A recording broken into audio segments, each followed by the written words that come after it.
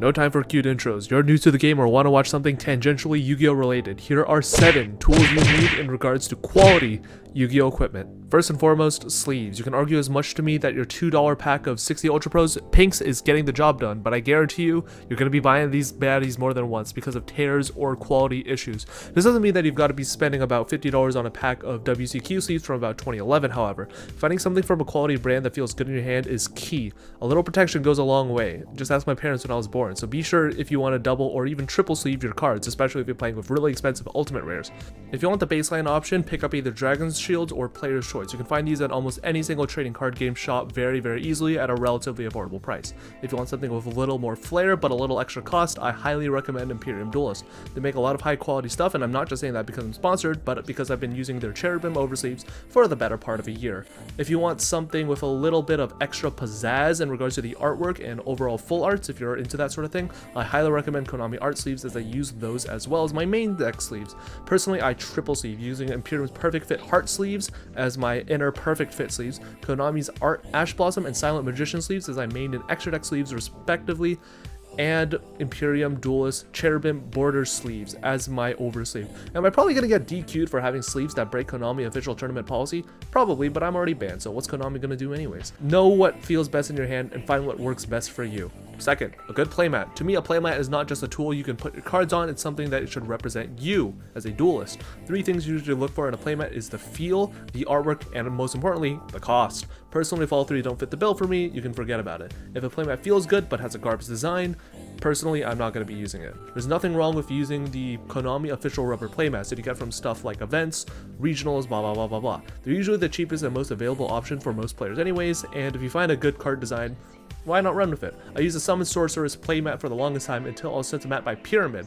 However, be sure not to go overboard and think that you have to drop $2,000 on a Spellground that came out before you were born. Again, quality, feel, and cost.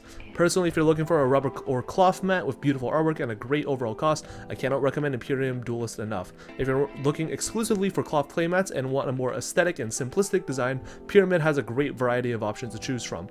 If you want to spend thousands of dollars on a legacy and classic feel, whatever the hell that means, feel free to get a Spellground. Remember, just because you're spending more money on a playmat doesn't mean you're going to get better results or more out of it. Remember, diminishing returns are a thing. Keep that in mind.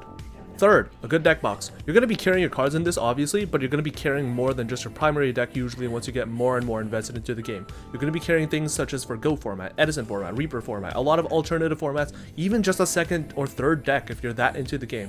Remember that you will need a larger deck box if you are going to be double or triple sleeving, so just keep that in mind. Be sure it is sturdy and able to lock itself to some degree with whether magnets or velcro so that it doesn't just explode if you manage to drop it on the event floor hall and everyone starts scurrying around, picking up cards like rats, like the cook at Denny's when they held him at gunpoint.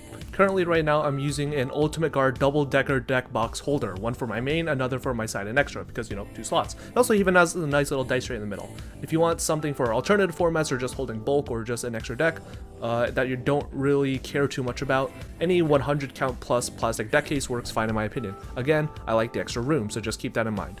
Funnily enough, I think that Ultra Pro's best product are those $2 little 60 count fuckable plastic sleeves that explode whenever they touch a wall. They're really good for just transporting stuff like high value bulk or alternate format budget decks.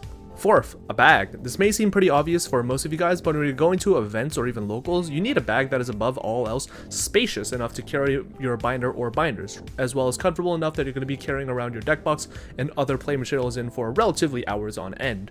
I personally use my literal school backpack from middle school for about 2 years until I got a YCS messenger bag sent to me by Cody Engelbob. Yes, the one that won nationals. Now obviously you don't need to go win a YCS to get a relatively okay messenger bag to store your Yu-Gi-Oh cards in, but just be sure you've got something that's comfortable enough to wear that you can easily store your stuff in.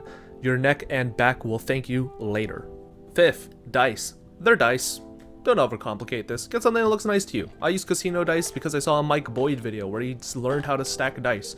Get whatever expensive golden Konami dice you want. The sky's your limit when it comes to this one. 6, a field center.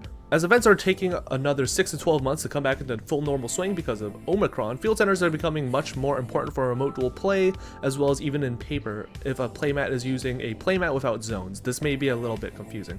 Again, field centers are like dice. No need to overcomplicate these. Get something that looks super nice. Personally, I use a Polaroid picture of me and Rosalind that we took a super duper long while ago that I sort of encased in a little vinyl thing and a bunch of sleeves.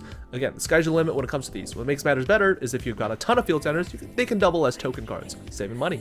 7th, a binder. Nothing beats having a good quality binder, not just to serve as card storage, but to help display cards and for flexing.